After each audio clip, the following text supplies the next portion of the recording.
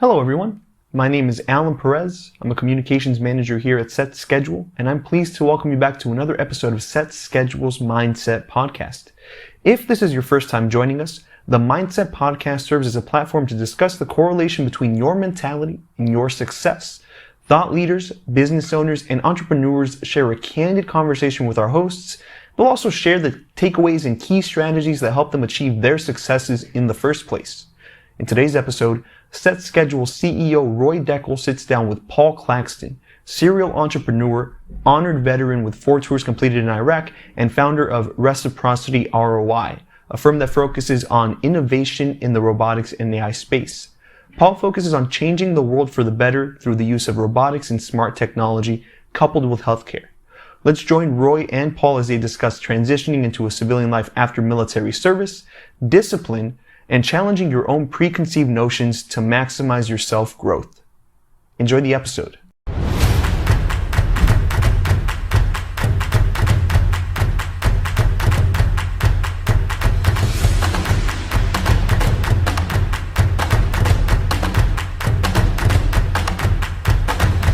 Paul, hello. Great to see you today.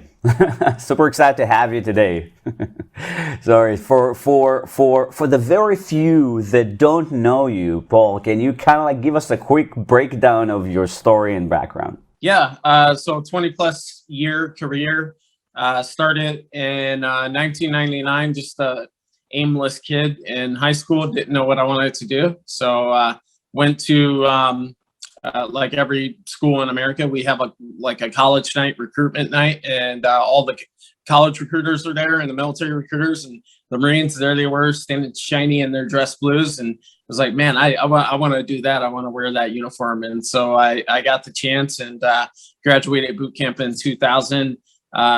Year and a half later, 9/11 happened, and I found myself invading a country with a bunch of Marines. And 2010, left the Marine Corps after 4 tours in Iraq, applied to the CIA and the NSA. Nothing seemed to go as planned. So just kind of went with the change of the seasons and ended up in technology as a headhunter in 2010. Done everything from ERP, software systems migration for enterprise level companies to marketing, to staffing Fortune 500 companies. 2016, became an entrepreneur and have evolved my way kind of organically into venture capital, AI, and robotics. And so today I am speaking with you from Northern Ireland, believe it or not. Oh, wow. Well, first off, thank you for your service. and before I get to my 2,000 questions that I have, because I'm super excited about and interested, obviously, to learn about your background, I'll start with the present time. Why Ireland? Oh, great question. Well, it's not because I was searching for luck. But let me just say that one of my tours in Iraq, I flew through Ireland. I stayed here about a day, and it happened to be sunny. I didn't realize the weather was so tumultuous here, but it happened to be sunny on that day, and I had never seen grass so green in my life. That's number one. Number two, I noticed that the female population over here is very beautiful, and I'm like, wow. So years later, I'm like, I want to go back to Ireland. And now that I'm an entrepreneur, I have the freedom to do so. And so I was looking for reasons to justify my trip other than just green grass and beautiful woman. And so I started investigating, what kind of businesses are over in Ireland? What's the economy like, and this and that? And what I learned is that Dublin is they actually have an area in Dublin called the Silicon Docks. So Dublin is a tax haven for a lot of U.S. companies worldwide. It's great from an import-export standpoint. It's nicely wedged between the UK and the EU and so forth. And so, in terms of Brexit and just international trade altogether, it's a really great spot. Ended up meeting a lady over here, and then ended up running into COVID at the same time when I flew over here last March in 2020, and I've been stuck ever since. So here I sit. Well, fascinating and very authentic story. I like the way that you broke down the reasoning behind the transition, which makes complete sense, right? Let's hit the rewind button. Let's zoom in on the conversation around the recruitment to the military and the deployment and 9/11, because it's just a crazy story. Obviously, it's safe to assume that that's probably redefined your DNA as a person and probably led to a lot of adoption and changes in terms of business management. But before we go there, can you break down I guess let's talk about, actually 9/11. So you are a Marine. Tell us the story. How did you, where have you been, or where were you when that happened, and what did you expect to happen next? So you're in Irvine, California, if I recall, right? Correct. Yes. Okay, so I was just south of you, maybe 45 minutes in Camp Pendleton. And back in this time, let's see, this was 2001. So I would have just been getting ready to turn 20. So I was only 19. And, we wake up, generally speaking, in the Marine Corps, we wake up around, 5:30 a.m. or so, get brushed, do our duties around the barracks, which is where I lived at the time as a young Marine, do our duties, clean the area up, clean the common areas up. And then we head up to work for PT. Now, at that time, we didn't have cell phones. Well, we had cell phones, but they just weren't, they were more of a luxury than a necessity like they are today. So as we were going out to work, I didn't have a car at the time as a young Marine. And so we would generally carpool, and, everything is new to me. So I'm not grasping, right? I'm not taking things in. And, all of a sudden, I know something is off. And so, we're listening to the radio, and, I hear people talking, and as we get up to work, there's all this commotion. And finally, we figure out, wow, the Twin Towers have been attacked. Now, New York is 3 hours ahead of us. So I was just getting up when I think the first tower got hit sometime around 8:30 in the morning. So there that morning, the Marines don't waste any time. It's not, basically our commander briefed us. They said, hey, it's not a matter of if, but when we will deploy. We will be going to combat.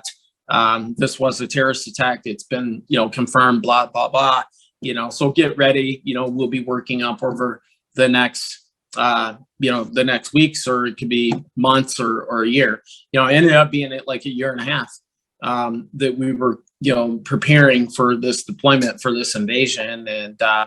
And yeah, so that's kind of where I was at. And, just taking all that in as a 19-year-old going on 20 is quite a lot. Like, when I joined the Marine Corps, I joined because I thought it was going to be cool. And, it was kind of like the varsity letter after high school, and so, I joined, and to my surprise, a year and a half later, I'm invading a foreign country. So it was quite a surreal, almost, I guess you could say, once in a lifetime experience that, you relive it over the years. I've relived it many times over the years of that day and where I was at, and that whole year and a half until we invaded Iraq, and then my time in Iraq. Well, I can keep asking you questions about this, for the next 3 days. So I guess I'll try to force myself to move on to different kind of questions, right? So it's because I remember when I was in I remember I was in a military conference room when that happened, and I was in Israel. So for us, it was basically midday, and we just walked in the conference room, and first we thought it was just a bad pilot, right? So that was the joke, and then amongst fighters in military base in Israel, and then we realized, okay, no, we're going to be very busy right after this TV show, which was not a TV show, obviously, but no, it's I appreciate the story. So let's put a little bit of a spin, corporate business slash military, right? You went through this extreme story of being a Marine, and obviously, as I said, it goes without saying, it definitely redefined and shaped your DNA. because I know that it did mine. But I guess share with the listeners, what was, in your opinion, the number one DNA shift that the military enabled you to have, or to to do, for lack of a better term, during training or during deployment, that you've implemented, and it's kind of like an instinctual answer, right? That you've implemented in the business environment. What is the number one singular effect that the military had on you that you took to the corporate world? I would say it just all boils down to responsibility. Anything that you want in life just boils down to responsibility. If it's getting on the right diet plan or going to the gym. We find we say these things to ourselves that feel good, but then actually going through the process doesn't always feel good.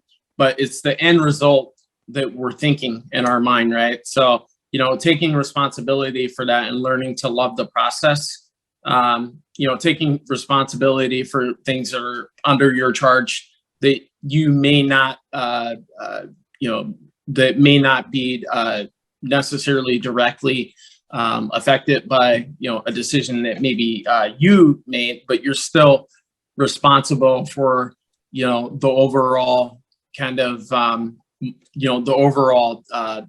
guess you could say, cause and effect of things, whether it was a decision that you made directly or not. I can give you an example. When you have a Fortune 500 company, and let's just say, any well-known CEO, if that company, if any of its employees, violate laws that directly put the company in jeopardy, that CEO is responsible, even though he or she wasn't the one that did it, right? So it's taking responsibility, and then, I think there's different levels. There's varying degrees and contexts that you can look at when it comes to taking responsibility in terms of just preempting potential problems, avoiding crisis, thinking. Attacking the problem by thinking with a solution-based mindset and so forth. And then just ultimately, keeping a standard where it needs to be, not sacrificing or compromising that standard, because, you're letting people do that to you, right? So, or do that to the business, so to speak. So it all comes down to just having a standard, having a system, and having a structure. But as a leader, you have to really take complete and utter, responsibility for that. Great. Completely agree, and it's crazy how I can relate to your story, right? I mean, from my own personal journey in life, and again, I mean, the Mindset podcast really revolves around the constant personal training of the brain and the shift in thought process to actually lead you to obviously be a better, whether it's a businessman, person, leader, and just the adaptation of your mindset or the changes that you need to incorporate to actually reach the end goal of what you set yourself as a goal. Obviously is very important for us to suck in this information and actually act on it. And actually, in the spirit of doing that, and I'm not wanting to put you on the spot, but I'm curious to hear it, and I think it will be probably natural and easy for you to bring it home, kind of thing, is we hear these advice or this sound bites or stories or suggestions all along, right? I mean, you have the 90%ers that would probably do nothing with it, and you got the 10%ers that suck it in and actually, act on it. I think a good way to possibly have a better success ratio in delivering advice is actually telling a story. So I'm curious to hear from you if you can recall one singular case study or event in the military that actually made Paul do this, say, oh, this event, this case, in this story in my service actually led me to behave like this as a civilian in corporate America. Do you have that story for us? Yeah, of course. I've got a lot of stories like that. I'll give you an example. And before I start, Lance Corporal Brown, if you're listening, I forgive you, man. But I used to have this back in like 2001, 2002, that time frame. I used to have this roommate. And before I go into this story, when you're in the Marine Corps, if you're a young Marine, private, low-ranking Marine, if you're not married, then it's mandatory that you live on base, right? They understand that, most young men and women are not, responsible. They're new to the world in many ways. So it's almost kind of like nice to have that, because you have that structure. When you're unfamiliar with the world and you're in a new place, like I was in California, I never really spent any significant time in California on my own, right? So the military is there to support you, and that's why that structure is there. That's why if you're a young Marine or man or woman, then you live on base so that you have those resources if you run into any issues or anything like that, anything that you don't quite know how to handle, right? Then the base is there to support you. When you get to a certain rank in the military, E5, whether you're married or not, you can go then at that time get what we call BAH, basic allowance housing, to go live out in town on your own, which I did at some point. But back to the story. So going back to this situation in around 2002, I lived in a barracks. It was usually two Marines to a room, or 3 Marines to a room, right? And each barracks room has wall lockers, and then you've got like a small bathroom with a stand-up shower and a sink area. And inside those wall lockers, you can put your clothes. And you've got a couple more wardrobes where you can put your TV and knickknacks and things like that, and then bunk beds, right? So the rooms are not overly huge. They're probably about the size of a Super 8 motel room or something like that. So they're not that big. Now, every Thursday in the Marine Corps, we have what you call field day. Field day is when you clean the barracks. All Marines clean the barracks from top to bottom. And I'm talking about if you put on a white glove, we call them white glove field day inspections. If you put on a white glove and then you run it across like a railing or a light bulb or just any area in a room, a baseboard, and I get more than a speck of dirt on that glove, if that happens 3 times, you failed the room inspection, right? So Brown and I were roommates, and I think we had failed the inspection. Not in my mind at the time, it was not because of me, because we each had our responsibility in the room, that we were going to clean XYZ in the room, that we were going to make sure everything was squared away, right? So I did what I was supposed to do in my mind at the time, but I didn't do what I was supposed to do. I didn't take responsibility. And so I told Brown, when we went out to work on Friday morning, I told Brown, look, I'm going to work. And he was late as usual. And so I left before him, and I said, please, when you leave the barracks room, please make sure you lock everything up and make sure you lock the door. Did Brown lock the door? No. So when Sergeant Major and the CEO came around, the door's unsecured. Great.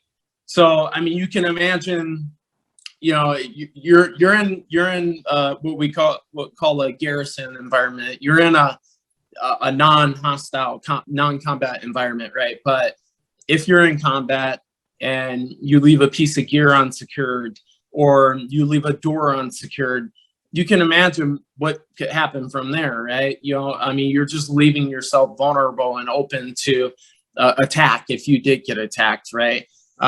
So the idea is to have everything secured and to get into that mindset.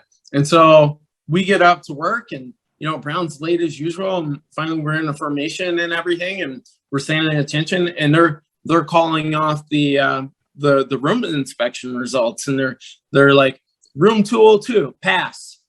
Room 203, 2 hits, but you pass. And then they get to our room and they say, fail. You had like 10 hits and your room was unsecured. And I was like, oh my God, I'm going to lose my mind. So that day, when we got back to the barracks, I said, Brown, that's it. You and me, man, let's go at it.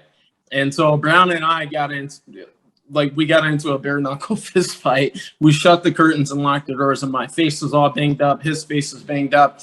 And I said, look, whatever you do, don't break. Like, they don't know what happened. Don't tell them what happened. They're going to question you when you get up to work. Don't say anything.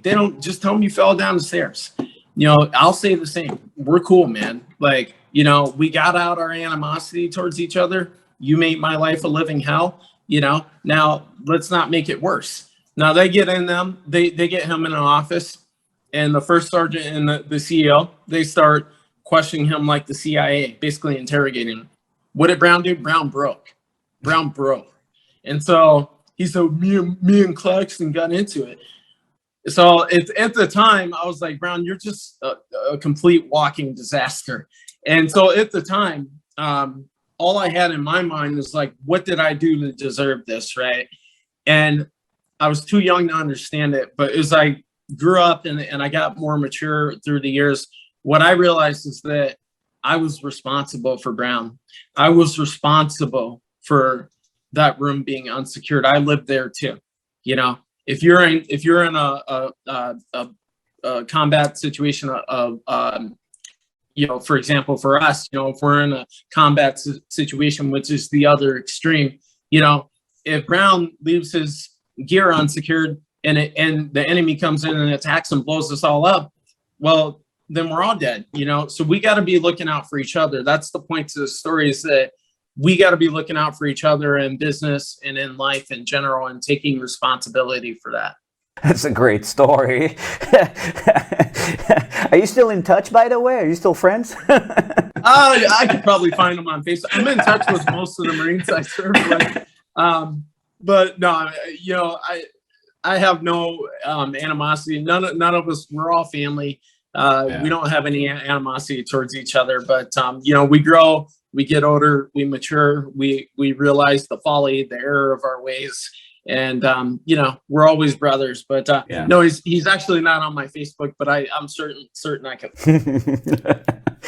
That's funny. We measure friendship based on our connections on Facebook, huh? It's interesting story. I mean, because I call it's the no oops business, right? I mean, it's very difficult, definitely, people in their teens or early 20s to understand that there's some assignments or some tasks that have to be oops proofed.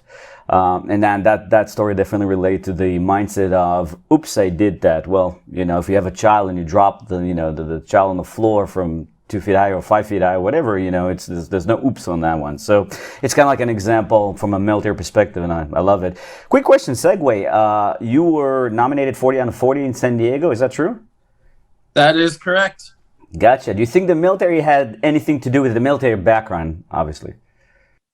Yeah, well, I've tried to give a lot to the communities that I'm a part of, whether it's mentoring or just, helping out, the elderly, especially mentoring veterans and whatnot. But San Diego's like a home to me.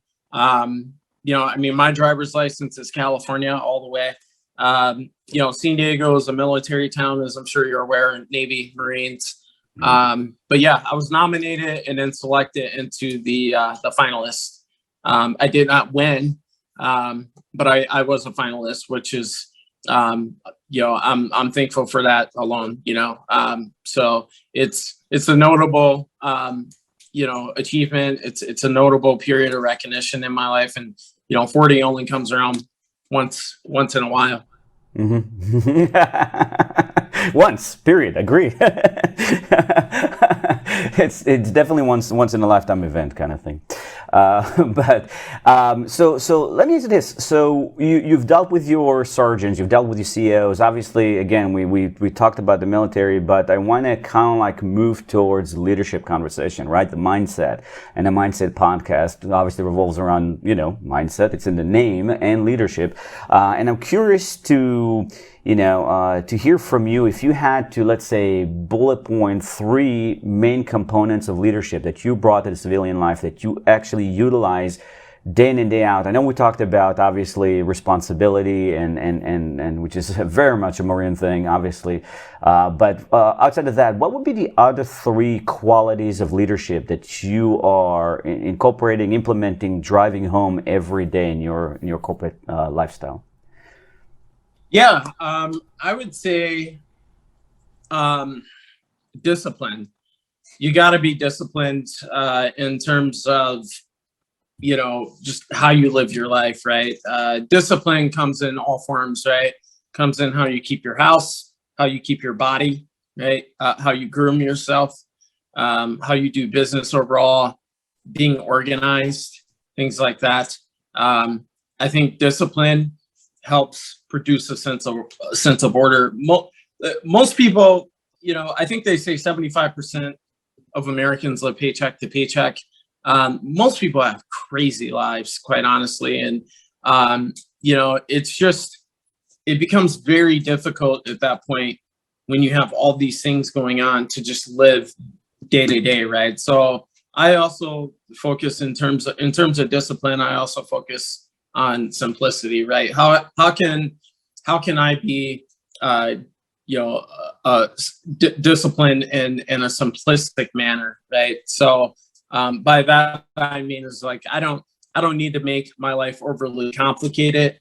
As a matter of fact, I need to eliminate options, and I need to create structure and system, right? So like if you walk into my house, for example, I've got 2 iPhones, and they're always charged because I have in any place of my house, I've got an iPhone charger ready to go. It's already plugged into the socket or an extension platform. That way I don't have to run around looking for stuff, right? I don't need to complicate my life, right? I am very disciplined in keeping my life simple, right? So my phones are always charged. I never forget an iPhone charge because I know where they're all at. I don't forget where my keys are because I have a place where they go. When I come in the house, there's a place that they go. There's a bucket inside the coat room right by the front door. And I always know my keys in there. I don't have to look for my credit cards or anything. So that's discipline, right? Consistency. Most people, what I found, and I do this myself sometimes, and then I have to check myself. I have to bring myself back into reality. But I have to teach myself to be consistent. Everything is a habit. There's good habits, bad habits. But if we're consistent in doing the things that we don't want to do, then those things become like habits, right? And you condition your body. It's like martial arts. If you've ever studied martial arts, there's this thing called body hardening, right? And so you get used, your muscles become impervious to impact, right? Almost impervious to impact. They become, if you get hit in the stomach and the chest so many times, it's almost like a bulletproof vest, right? And so that's what consistency builds. Consistency builds habits, and then you don't have to think about stuff all the time. And that's where people, I think, run into some challenges, is that they're thinking their way out of a situation. Instead of psyching themselves up, they're psyching themselves out of the situation. I can give you another example. A lion is one of the most consistent hunters. They're the best hunters. They're good at what they do, because when a lion sees prey, they don't think, they just go after it. They're habitual in how they hunt, right? And so with building your business and things like that, very rarely do you come across a windfall. More than likely, what's going to happen, instead of hitting a big streak of luck, which is, I think, what a lot of people, they're in love with the result. They're not in love with the process. They're in love with the idea of potentially hitting a big win, right? But that hardly ever happens. I've come close a few times, but it never happened. I've never hit a big win. But what has happened is I've had a lot of small wins, but I've been consistent even through the perilous times and the times of adversity, because entrepreneurship is not easy. Life's not easy. But if you're just consistent and you can kind of take it day by day, and just remember that, look, everything in between being born and dying, right? Being born and dying are the only things that are real. So everything in between that is all into what you put into your goals, whatever you put into whatever type of activity is that you're doing, whatever it may be, your relationships and so forth. It's all about what you put into it. And if you're consistent over time, you'll start, nature has to get out of your way, right? So that's one thing, is that we kind of create our own destinies in that aspect, right? In terms of decisions that you make. I don't believe that, like I was destined for some things. I believe that it was the decisions that I made. So that's one. And then the third one would be humility. And the third one, right, would be humility. I see a lot of people that, they get very comfortable with success, which they kind of get caught up in their own success, right? And the thing is that, like, the success that, if you ever hear the saying, like, you're only as good as you were, as you are today, or as you were yesterday, right? But that's very true. It's like, you're only as good as your last moment, right? Like, it's not about what you did 5 years, 10 years ago, because the world is constantly evolving and changing. And so, we have to kind of, move with that flow, right? If the seasons are always constantly changing and so forth. I mean, I give you an example. If you invented the let's just say you invented the iPod, whoever invented Steve Jobs or whatever, right? But let's say you were the one that found that idea, you invented the iPod. Well, guess what? The iPod is no longer relevant. Nobody's buying iPods anymore. So you can't weigh on that success. You have to be moving forward, right? So you're only as good as you were yesterday. So in that aspect, you kind of have to be humble, right? And so that's why I do a lot of mentoring of people that probably have, maybe a quarter of my experience, because I believe that we can actually stand on the shoulder of giants, and we can learn more from our mentees than we can our mentors, right? And so I think humility keeps us hungry. And I think it's the hunger, that keeps you going. That's what keeps people going. I mean, you look at guys like Warren Buffett, Bill Gates, there's no reason for them to keep going, but they keep continuing to do amazing things. And I think that has a lot to do with humility. Got it. Oh, that's awesome. That's awesome. And I had this, like, ear to ear smile because I couldn't agree and relate more when someone comes to me and says, "Hey, did you see my phone?" And my instinctual reaction is, where do you always put it? Not usually, where do you mark it and put it? Because I'm the same way. That's how I live my life. It's like I have my phone ball, my keyboard, my everything is like, I can list, the predictability around the items that I need in the day to day to simplify the process and create it more consistent. So, that creates stability, and I love your story, or I love your advice. So let's jump into technology, AI, robotics. I know that life throws us in so many different ways.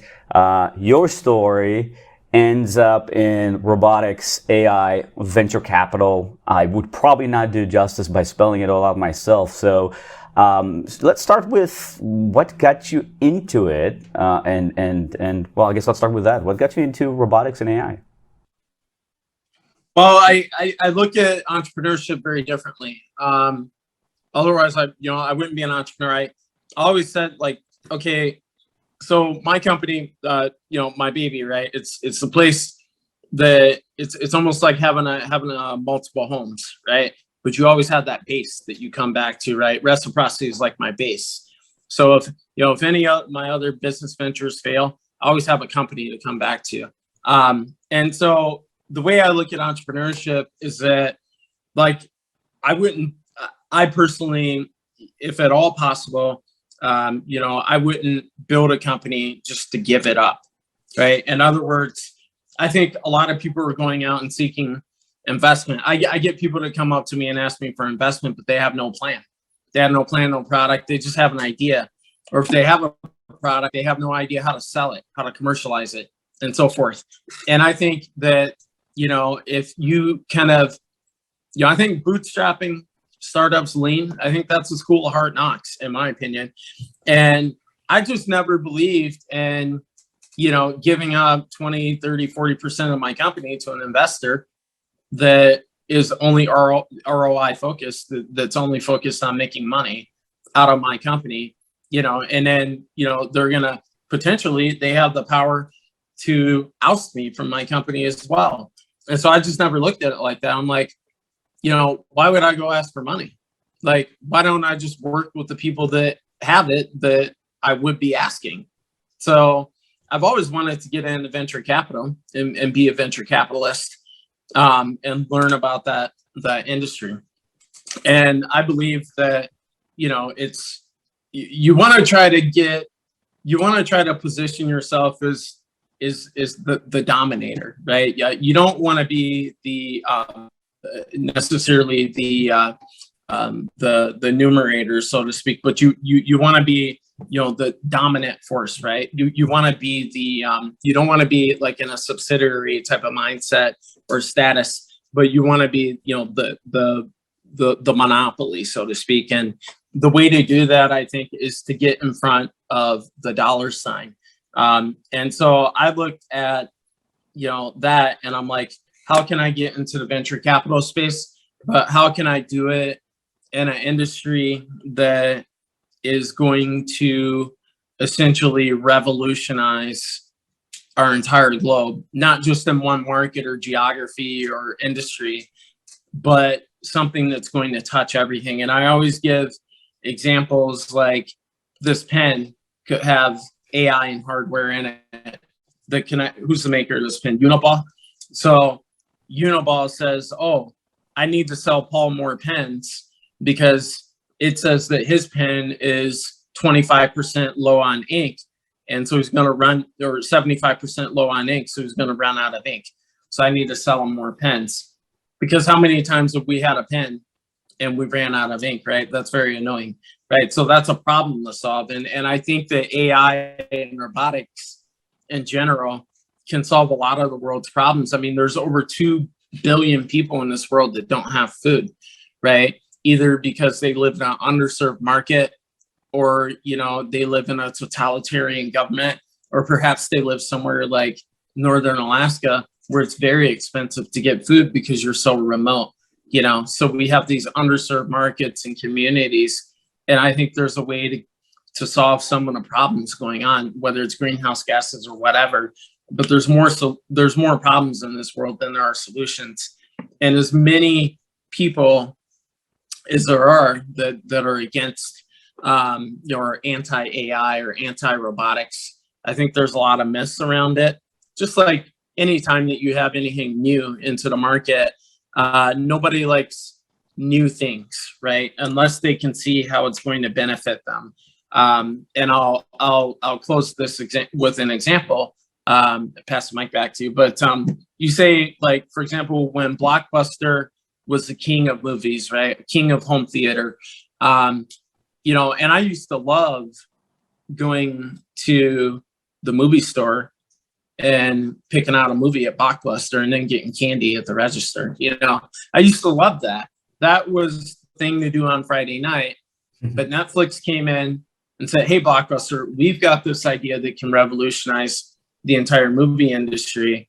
And Blockbuster was like, I'm not listening, And so what happened to Blockbuster? They went out of business. Now we depend on, for our movies. I mean, they're putting movie theaters out of business. So you have Netflix, but they completely redefine an industry. And quite honestly, I didn't really like Netflix that much. But the thing is that one thing that you have to realize if you're a business person or an entrepreneur is that economics take time to shift. It's not always a bull market. It takes time for that bubble to grow. So now that's my favorite pastime, is hanging out in the living room with my girlfriend, watching movies on Netflix. That's what we do. I couldn't even imagine going to Blockbuster now. Like, I mean, I got to get in the car and drive to Blockbuster? I don't want to do that. I got movies right here. So, but it takes time for that mind shift set. Ironically, it takes time for that mind shift to happen to the populations. No, 100%. So 100%. hopefully that answers your question. No, it does, and it touches so many different points that I think I should summarize, right? I mean, adoption, right? I mean, adoption it takes time, and as I say, Rome wasn't built in one day. But quite frankly, adoption, even if you want to try it and you want to do it, and even if you have an infinite amount of money, it doesn't happen overnight, because you have the early adopters, you have the late adopters, and you need to be comfortable being misunderstood with late adopters. You need to be super comfortable with being misunderstood, and I think Jeff Bezos actually said that.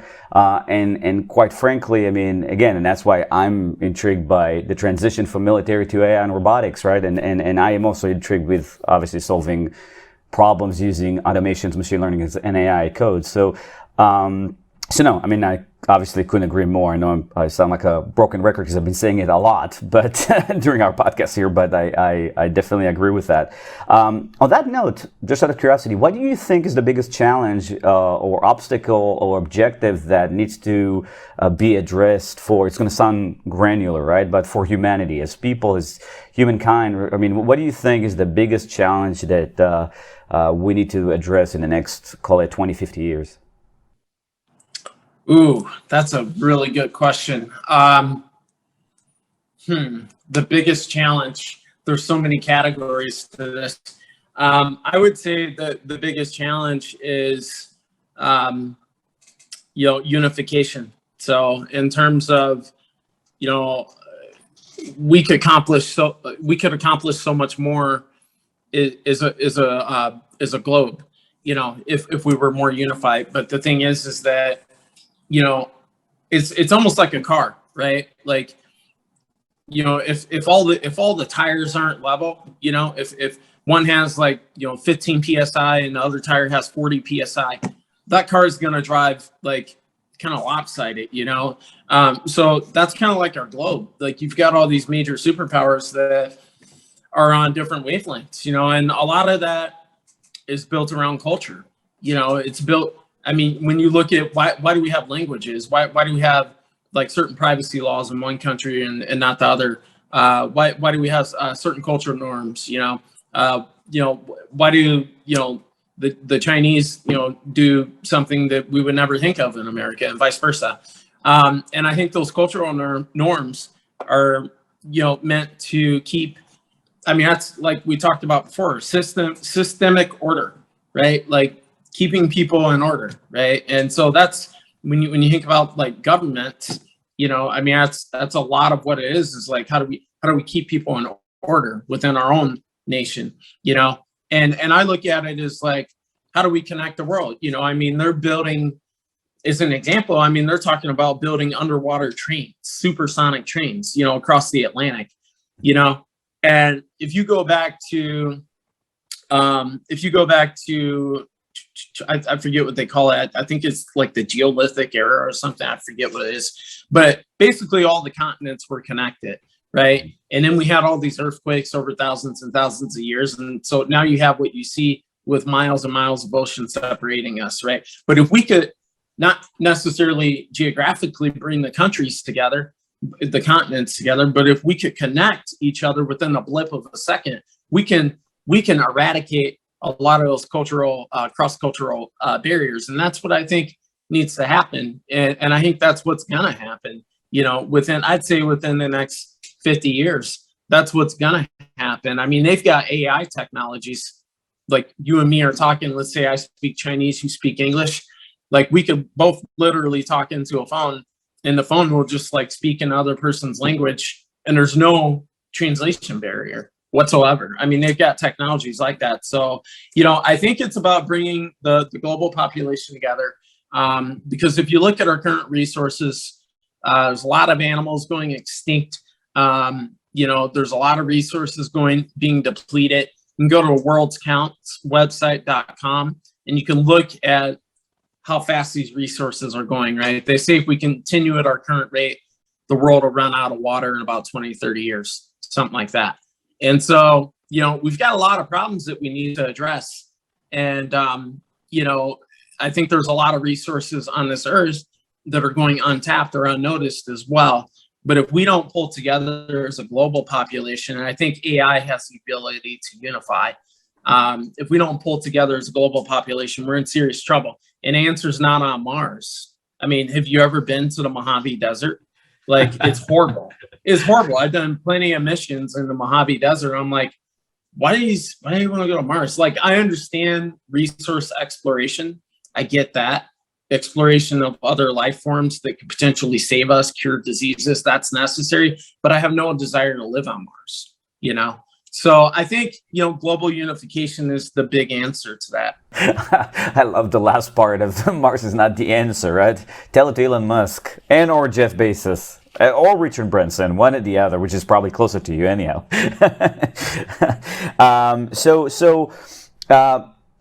again, I don't want to put you on the spot, but then, like I said, I can't probably do justice in describing all of the ventures that you are involved with. But I understand that you have a latest venture that's called SenSurvive, and I'm intrigued to hear about it. Yeah. So SenSurvive is all about biomedical devices, bioelectronics. I think that is the future of healthcare, particularly. Not necessarily, as we say at our robotics hub VC, it's not replacing man or woman. It's not replacing humans. It's about getting machine and human to work together, and it's nothing new than what we're currently doing, with our phones. We work with machines all day. That's nothing new. AI has been around, robots have been around for, last century, since the 1930s, 40s. And so it's, this robotics, this AI is nothing new. It's just the way they sell it. They sell it like it's all this new stuff, but it's really not, And so I think with bioelectronics, biomedical devices and so forth, I think that's the future of healthcare, aging in place, advanced telecare. They've got devices that I told my girlfriend about this. She was like, really? I was like, yeah, they've got the device where, the surgeon can be in like India and they can be operating on someone in the US, as an example, through a pair of like VR goggles or an AR portal, right? Or AR interface.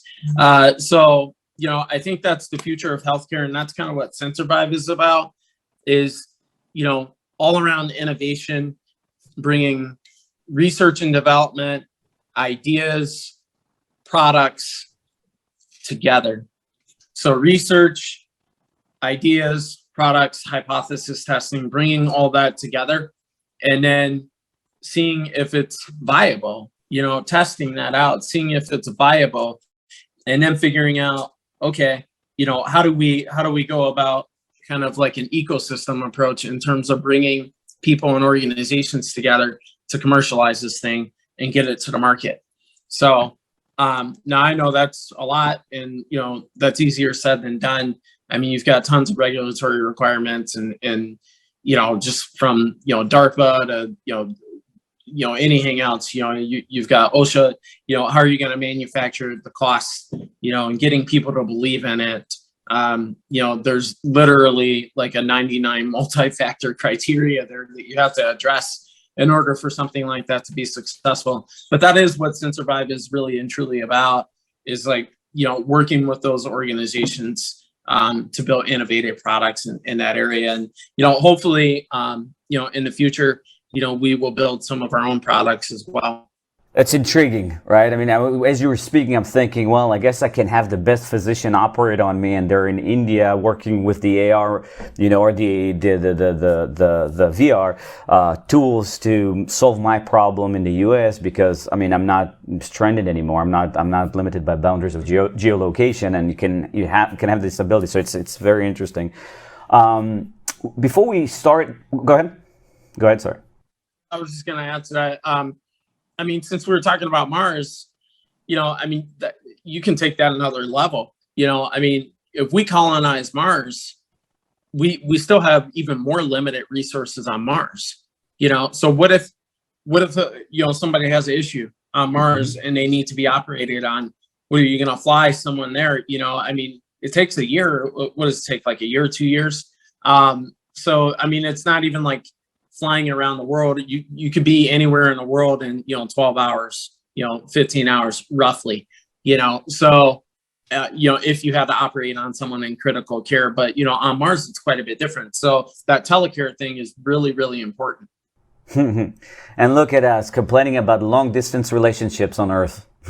A year travel, right? I'll be there next year. I'll see you then.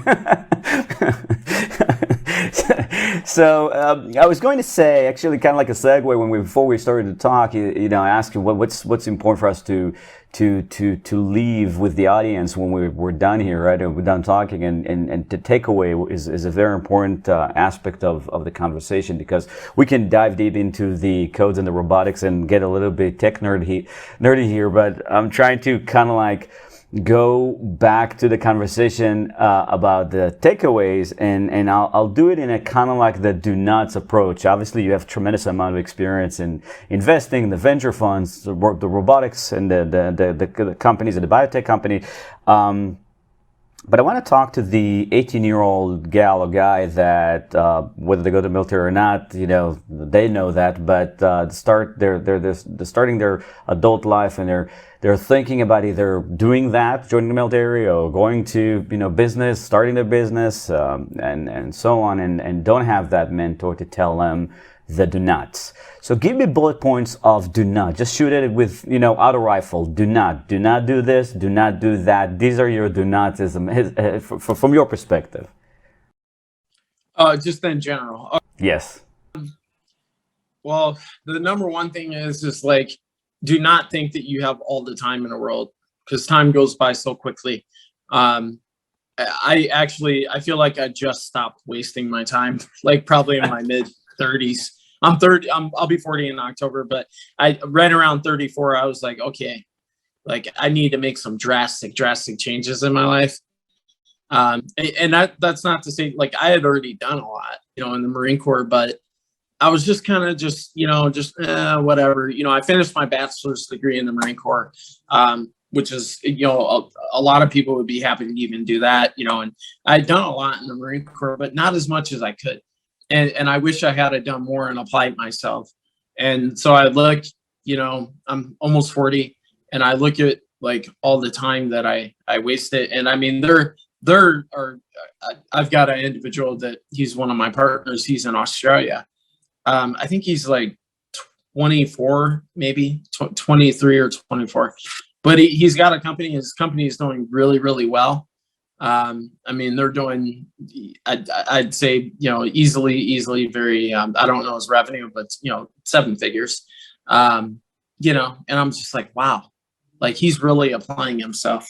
And so I would just say, apply yourself, and, be careful whose advice you take, number 2, because quite honestly, most of us people that, we get into our 40s and our 50s, and we don't know what the heck's going on. I mean, we're losing our memory, and when you look at the human body, the human body is, I have a theory, like if the average human lives to what, like 70, 80 years, some of us live to 100, if we could live to like 200 years old, we would all look, you ever seen The Walking Dead? We would look like zombies, because basically, I'm dead serious. Like, basically the human body is just decaying. It's constantly decaying. We're slowly dying.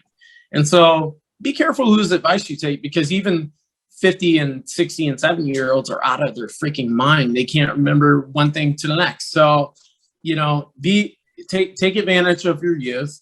And if you're going to do an entrepreneurship thing, like you're more, generally speaking, you're more, I guess you could say, you're more absorbent to failure, right? Like you can bounce back easier when you're younger. As you get older, these things get harder. So if you've got dreams, like don't necessarily listen to what everyone else is saying, because generally speaking, they could be very prideful, lacking humility, like we talked about before, and they're probably they could be operating off of ideas or success that is like 20 years old. It's not even relevant today. Mm-hmm. So the thing is just be careful whose advice you take, because some is good and some just needs to be taken out like trash to the dumpster. Right. So that, and then I would say the other thing is just, always keep things in perspective, because, there's no reason to make mountains out of molehills. And it's not the end of life. It's not the end of the world. As long as you're still breathing, things are all right. You're breathing, you're not going to starve. Like if you've got more than one friend, You're not going to starve. Like somebody's going to, we live in America, for goodness sakes. Like, I mean, there's more freaking shelters and nonprofits. If you want to do something, if you really want to do something, you can find a way, is basically what I'm saying. Like, nobody's living in a cardboard box. Does that mean you're going to be wearing Rolexes? Not necessarily, but you won't starve. Life will be okay. So those would be the main things that I would share. Beautiful. Oh, beautiful. I couldn't agree more, right? I mean, I always say, do not be afraid of failure. Cherish it, because at the end of the day, you will fail. If you didn't fail, you probably didn't win and succeed. So there's no like first-time success stories, really. It's more of a find out what the failure was before. Do not try to be understood, because if you're overly understood, that means that your product is just same and no different. It means that, if you're misunderstood, you're probably trying, as long as you're not trying too hard, but you're probably trying to innovate and bring something to market that is very new. Whether it's relevant or not, that's product market fit, but it's very new. So don't obsess over trying to be understood. Obsess over doing the right thing and bringing the best thing that you can possibly bring. So, no, I agree 100%. Yeah, no, that was good, Paul. I mean, I really enjoyed the conversation. Any last words? In terms of disagreeing, I'll put myself on the stand then, and I'll leave you with some last part. These are part of my last words, but all right, the Earth's not round. What? The Earth's not round? No, it's not round. The Earth is much more like a balled up piece of paper. Look at the. Always remember, just apply logic, right? Apply basic, simplistic logic, right? If you look at the Earth, it's very mountainous. There's hills and this and that. It's the atmosphere that's round, but the Earth is more like a giant rock, right? But when we look at it, it's very spherical. And actually, if you do any kind of research, if the Earth were just a ball and you were to run your hand across it, right? Like if it were the size of an orange, and you just ran your finger across it, you wouldn't pick up any moisture from the oceans. You wouldn't feel any valleys. You wouldn't feel any. It would just feel like a smooth piece of material, right? And so, but the surface of the Earth is not actually, completely like perfectly circle shaped, right? So just remember that. So that is the one piece of advice that we've all been given that I disagree with. My only other last words would be just go bold, be bold, and go big or go home type of thing, and just let nothing stop you type of thing. But if you want, you can contact me too personally on my personal website, bambusinesses.com. BAM is in Mike, businesses.com. Beautiful. Thank you, Paul. Well, enjoy Ireland, and I really hope that we can do this thing again soon. But I love the conversation. Thank you. Terrific. Well, thank you.